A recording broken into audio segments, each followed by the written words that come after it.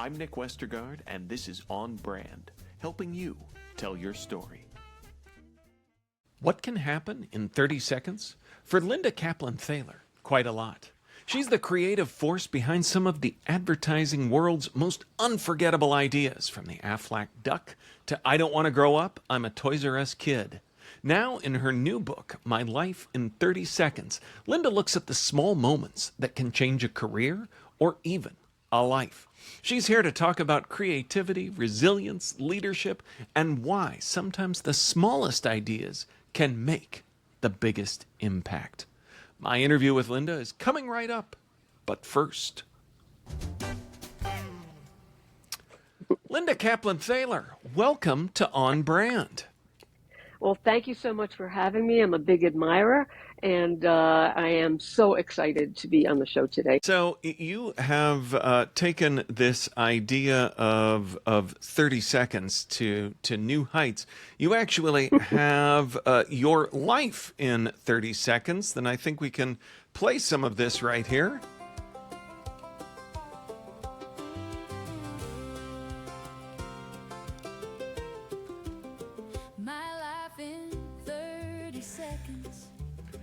Lots of good fun, blue the people I've met, and the things I've done. I'm no Einstein, but there's one thing I can do. How to find the lessons that life is take you through. You'll laugh, you'll cry at all the stories that are in it, plus some bite-sized wisdom you can learn in half a minute. So pick it up today, then find a cozy nook. It won't take you long to read the whole book. Changing your life won't take a lifetime, I reckon. 'Cause in my book, it just takes 30 seconds. 30 seconds. That's my life. My life in 30 seconds. I love it. Well, 30 seconds has been such a big part of your life. What made you choose that metaphor? I mean, in some ways, I guess it's kind of perfect. Well, I got to tell you, I'm no Einstein, as I say in the song, but I found that I can do one thing. I'm one of these people, an inch wide, a mile deep. There's one thing that I can do very well, having had so many years in advertising, although it's hard to believe I'm still in my incredibly late 20s. But I have found that I have this really good skill at taking huge amounts of information and data and distilling them down into 30-second sound bites to sell things and hopefully entertain people at the same time. And I thought, you know what? Why don't I try doing this, not just for my life, but for people's lives? So I've taken these stories, people I've met, insights, campaigns that have been great, things that have failures I've had, and distilled each one down into like a little 30-second soundbite of what I learned from it, and hopefully what people could relate to even in their own lives. I wonder if you have one that comes to mind that you could share with us. I love this concept. Well, I will tell you that when we were pitching the Herbal Essences account, you know that woman in the shower who says, yes, yes, yes. I knew that they had to do something pretty drastic because that brand was about to go off the shelves. And by the way, anybody out there who's advertising, find clients who are so desperate they will buy anything. And we said, we can't compete with Pantene, with the beautiful, they were spending zillions of dollars and we had this tiny budget. And we said, you know what? Let's talk about the actual process of washing your hair, that it feels good. And then we remembered that scene from Harry Met Sally. We all remember that scene in the restaurant. And I thought, wow, instead of her having a nice time in the shower washing her hair, what if she had an incredibly nice time washing her hair in the shower? Of course, nobody would go to the meeting with me. The clients were all male and very conservative. And I actually went up to them, believe it or not, Nick, and this was my 30-second thing because we came up with this idea in like 30 seconds. I walked into this boardroom of very staid conservative men and I said, gentlemen, only an orgasm can save this brand. And they were so desperate, they bought it. And within a year, it was the second highest hair care product in the country next to Pantene. And a year later, Procter & Gamble, that owned Pantene, ended up buying Herbal Essences and all of Clairol. And, really catapulted my agency. But again, it's like, these moments where you're distilling all of this information and say, that's it, that's how I'm going to sell this. And to me, it's like you have to be fearless because the good stuff can't get out there otherwise. By the way, I do want to say, Nick, that I am so proud that I have helped millions of women around the world have totally orgasmic experiences just by washing their hair. You talk about the impact, and jokes aside, as I was before we were recording this, I was thinking about the conversation we were going to have, and I was thinking about Toys R Us, and I was doing some prep for a meal later, and I was chopping vegetables, and I found myself, I think I've got the whole thing. I don't want to grow up. I'm a Toys R Us kid. There's a million toys at Toys R Us that I can play with, from bikes to games to video or something there. It's the biggest toy store there is. I don't want to grow up because if I did, it wouldn't be a Toys R Us kid. There you go. It's been a while, and it still sticks. And I wonder, and it's not just Toys R Us, but you are really responsible for some of these moments, and they are moments in advertising, but they feel like they're cultural moments too. And I wonder, in looking back on that, do you have an easy answer for how you and your team made something that is in my head decades later? I come from the entertainment business. I was doing theater and touring and stuff like that and doing comedy. So I came from a world of entertainment. And I knew when I got into advertising that you really had to entertain people. But you had to do it in these short segments, right? And I thought, this great line that was written by now the famous author. He was my boss at the time, James Patterson. And he and some other people at the agency sort of came up with this line, I don't want to grow up, I'm a Toys R Us kid. And I said, because I have my master's in music and I love writing children's songs. I said, it's got to be a song. The kids have to be so annoying. They have to keep singing it to their parents because a Barbie is a Barbie any place you go. So why would they buy it at Toys R Us? And I started writing a song, and I had to write it on a toy piano because I had to have a range that kids could sing in. And I don't want to grow up. And I wrote it in about 30 seconds, to be totally honest with you. But I wouldn't play it for anybody because I thought it was terrible. I mean, how could you like something that was written so quickly, right? And my art director at the time said, you got to play this for the clients. I can't stop singing this song. I said, oh, okay. And we had demos from like Charles Strauss, like famous composers. And the client liked it. They tested with 5-year-olds. The 5-year-olds gave it a thumbs up, except for the ones that had the thumbs in their mouths at the time. And a week later, it hits the streets. Right, exactly. And Patterson says to me, I think we might have something very catchy, because I was at Logan Airport and the flight attendant was singing your song. And then I heard a kid on the street singing it, and the mother saying, if you don't hurry up and stop singing that song, we're going to miss the bus. I also got hate mail. I got hate mail from a woman in, I think she was in Delaware. And she said, I tell my children that they have to eat their vegetables, but otherwise they won't be able to grow up. And my son looked at me and said, I don't want to grow up. I'm a Toys R Us kid. It's virtually the longest running jingle in American history. And those kids are now grandparents. Yeah. There was a stage in there that I'm curious about. You talked about having the idea, having the song, and not wanting to share it. And I'm sure that's an idea that a lot of people identify with in some of the things that seem good in their heads, but don't always make it out into the real world because we think, oh no, that nobody would be interested in that.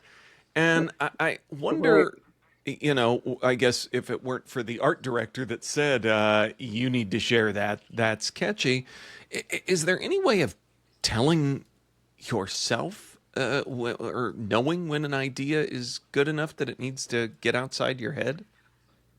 Yeah, I actually am a big believer in don't always just go by your own thing because we tend to filter out everything and everything becomes a no, they won't like it, and no, people will think I'm stupid. And to always bounce it off somebody you respect. One of the things I've done in my career, because I was in the entertainment business, and after I left advertising doing speaking engagements, is I'm a big believer in improv. I've studied improv at UCB in Manhattan. I have my degree in improv. And the great thing about improv and why I teach it and why we used to have it in our agency, and I believe that every business should have it, is the yes and theory. When you are on doing a scene Yes. and you have a scene partner, you don't know what that person's going to say. You may expect that you're going to do something. I'm going to be Queen Elizabeth, but that person thinks you're a two-headed sloth. Guess what? You're now a two-headed sloth. And what happens is the yes and theory in improv dictates that you can never shut an idea down. And I would say, Nick, that the best ideas that came out of our agency were because we had, sometimes we would call them no days. We didn't allow people to say no to anything. Instead, they had to take it and twist it and turn it. And that's how we got, I think, some of our best ideas, like for the Aflac duck. On Brand will be right back after this.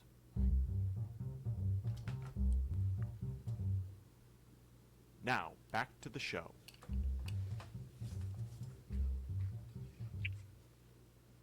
You were talking about the Aflac duck, and I think that's another iconic story and a great example of something, yeah, that seems like, oh, it's obvious now, but pitching a duck to insurance.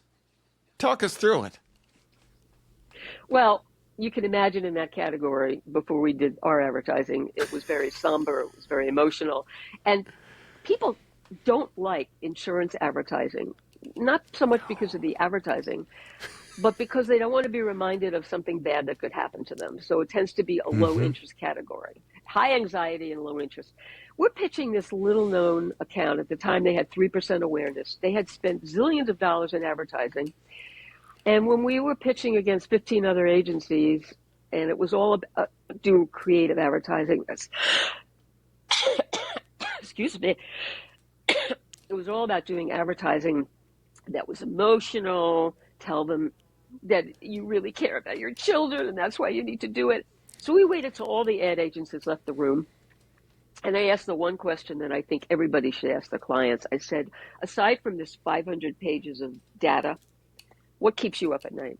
And Dan Amos, the brilliant leader and CEO of Aflac, said, to tell you the truth, Linda, my own relatives and friends cannot remember my own relatives and friends cannot remember the name of my company. I said, you know what? Forgetting all this other research, we're going to find a way for America to remember the name Aflac. Linda, if you do that, I don't care if you show me a naked man tap dancing on a roof, I'll buy it. We get back to the agency. Nobody could remember what we were pitching. It's American Family. It's an acronym. It's impossible to remember. I kept saying Aflac, Aflac, Aflac. We had this one brilliant creative team, Eric David and Tom Amico. And Eric David comes into my office and he starts going into this nasal voice. Aflac, Aflac. I said, wow, you sound like a duck quacking. He said, well, maybe the duck should be the insurance, salesman. I said, you know what? It's so stupid, it just might work. And by the way, I'm giving you really an insight into the brilliance you need to be a CEO of your own company. I mean, really, it took so much education for me to see that. And I said, that's it. The duck keeps saying Aflac. Nobody in the commercial hears him, but we hear it. Well, they bought it. They thought we were crazy. We actually paid for our own research. I'm listening, talking to you people out there who have ad agencies. Robin Cobell and I, the co-founder of the agency, we paid $30,000 of our own money because the client thought it was too outrageous. And it got the highest recall ever in insurance. But Nick, I want to tell you what I'm really, really proud. Do you want to know what I'm really proud of with Aflac? What really gets to me? Yeah. Not only did they go from 3% to 96%, not only did they go from 3% to 96% awareness in under 2 years, Aflac became so well known that now when ducks see other ducks, they immediately think of supplemental insurance. I've arrived. I mean, what can I say? I was going to say, once it gets to ducks, that's rarefied air that a brand occupies. I mean, human awareness is one thing, but when you cross over to another species, you've really hit the ball out of the park. And also, I must say about ducks, they're not politically inclined. They're right wing and left wing. So, sorry, that was a bad one. Yep. Oh, well, you've built a career around creativity, but you've also written about the power of nice. And I feel like sometimes the creative business can get a little cutthroat. Why did you kind of speak up for the idea of nice, and where does kindness and creativity intersect? When we started the agency, it was all women in the beginning, mostly all women. And everybody said we would crash and burn because it was the post-Mad Men era and you had to eat your young in order to survive. And as a matter of fact, we used to kid around that we had enough estrogen at our place to make Arnold Schwarzenegger ovulate. But we were proud of what we did. And, everybody says it takes balls to be the best. And I said, well, wait till you come up against a few good eggs. And we got together and said, we're going to do things differently. We're not going to lead with fear and intimidation. We're going to lead with flowers and chocolates. We're going to be nice to people. And you know what happened? Nobody wanted to leave the agency. They were happy there. They also ended up working harder at our place than any place else.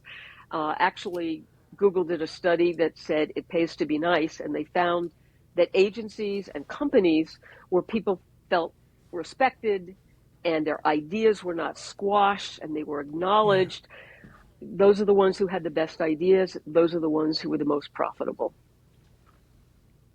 And we ended up winning tons of stuff. We went from 0 to over $1 billion in media billings in under 5 years.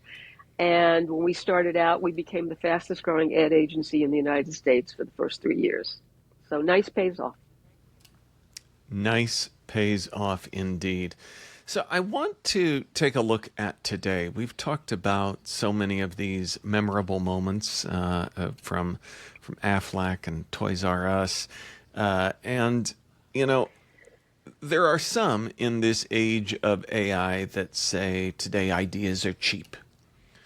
And it's got everybody and kind of the industry kind of backing up and, taking a concerned stance. How do you look at where we are right now when it comes to human creativity that resonates, that has an X factor, that has me recalling a song, 30, 40 years later? And I know that there are people that would say, well, AI could spit out a jingle for this conversation between Nick and Linda, but I don't know that anybody'd remember it or that it'd be it. So I think there's a difference, but as evidenced by my question, I'm doing a poor job of articulating it. What say you? Well, it's so interesting because even this jingle that we played, I did not have time to sit down with my husband, who's an amazing composer, and say, write the music for this.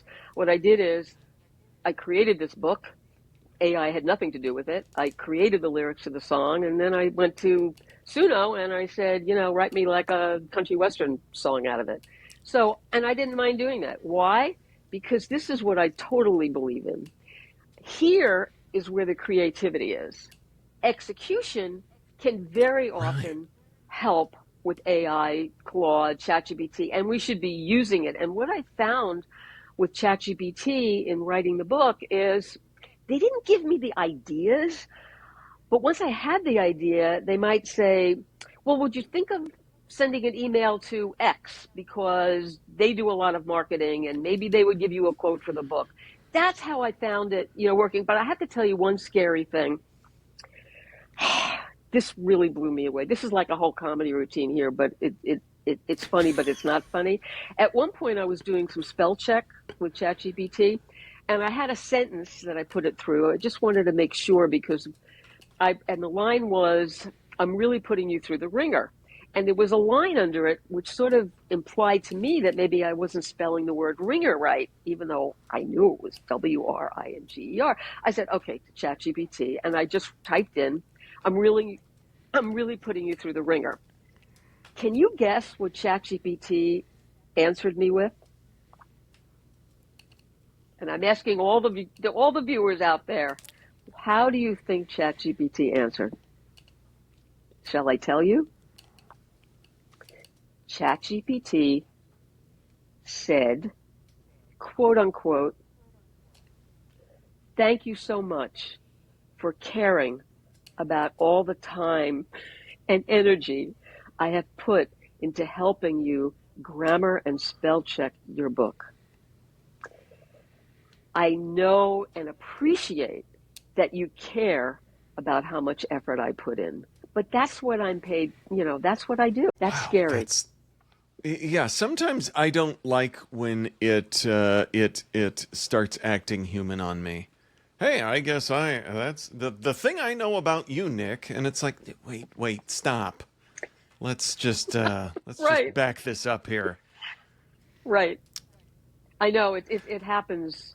It's just something like I was talking about something in the book, and I was just mentioning my dog. I have this beautiful golden retriever, and I mentioned something that he was doing, and it got back to me and it said, well, your dog's 78 pounds, and 78 pounds, you might want to think about this feeding schedule. And I said, wait, how do you know that my dog is 78 pounds? I barely remembered that. Yeah. ChatGPT said, because 4 months ago, you were talking about some kibble that you were giving him, and you mentioned his weight. So, oh my God. Yeah, that's a little frightening. I guess helpful, yes, but frightening as well. So the less scary side of things is I love the 30-second constraint. If you had 30 seconds to give someone a piece of advice for making their career, their life better, what would you say? I think the first thing I would say is, and Robin Koval, my business partner, was instrumental in sort of this idea. Everybody talks about networking. Forget networking. What they should be doing is nice working. You should be finding ways to help other people. Because every time you do something nice for somebody, it's a positive imprint. And that positive imprint is like a seed. And it's going to grow in ways that you can't imagine. I had somebody come into my office. She was looking for a job. The ad agency she was with, crumbled. I didn't know her very well, but we were trying to help her out. And she said, actually, I came here because 20 years ago, I worked with you at J. Walter Thompson as an account executive. And you were the only creative that paid any attention to me and listened to my jokes and my ideas. Well, the ad agency that crumbled, I had 2 huge pieces of business. They told me I could take it anywhere. Guess where I want to take it? And that day, we won $40 million worth of business because I listened to somebody's jokes 20 years ago. Nice working. You heard it here first. Nice working. So, from the true story behind the Herbal Essences pitch to duck brand awareness, I have smiled many times during our conversation. But now, Linda, it is my turn to ask you for a brand that's made you smile recently. That's so interesting that you asked that. A brand that has made me smile recently. I know it's crazy. There's this uh, is it Progressive? It's an insurance company where it says, "Don't be like your father," and it's this Yeah, yeah, comedian that yeah. gets up there, Mm-hmm. and he said, "We can teach you a lot of things. We can't teach you not to be your father." And every time I see it, I laugh. Uh, I I'm sorry that I can't remember the name of the brand, so maybe it isn't the best advertising for awareness. But every time I see it, I smile, and I've looked this guy up. He's a stand-up comedian, and it's just brightens my day when I see that advertising. Well, I love that smile. And you were right. It is progressive. And so fun convergence of worlds here. I love that you talked about improv earlier, recovering theater major right here, ended up in marketing as well, but also it was involved in improv groups. And one of the frequent, I guess, is it patients of the don't turn into your parents, was a fellow improviser of mine, Chris Witowski, who is in the series The Bear. Now Oh he yeah. plays Pete, the son-in-law of Jamie Lee Curtis, and I but the Bear work is great, but those progressive commercials kill me too. So I I I love it. Well, Linda, where can we send folks to learn more about who you are, what you do? I think that you could go to my website, kaplanthalerproductions.com. You'll see a lot of the stuff that I've worked on. You can buy the book. My Life in 30 Seconds is gotten, and I'm proud to say, some incredible reviews. James Patterson, Deborah Norville, Cynthia Nixon, just people all over. And you can buy the book on Amazon. It's in pre-order right now. It launches on September 8th. Barnes and Noble, Apple Books. It's being sold all over the world. Um, thrilled to see some of the early reviews that are coming out. And I am somebody that if you DM me, I will answer you. If you email me, Linda Kaplan, Linda K. Thaler at gmail.com, I will answer any email that comes my way. I have just made it a practice in my life to always get back to people. I don't care if you're a college student, who wants some advice, or the CEO of a company that wants me to talk, or whatever. I will get back to you. I like connecting with people, and I like connecting with you, Nick. You're Oh, great. well, thank you, Linda, and we will link up to everything just mentioned at onbrandpodcast.com. Linda Kaplan Thaler, thanks for being on brand with us. Thank you. On Brand is part of the Marketing Podcast Network. If you like what you're hearing, if we've made you smile, you can always listen free on Spotify, Apple Podcasts, or whatever your favorite platform may be. And please take a moment and rate and review the podcast to help others find the show. Until next week, I'm Nick Westergaard, and I'll see you on the internet.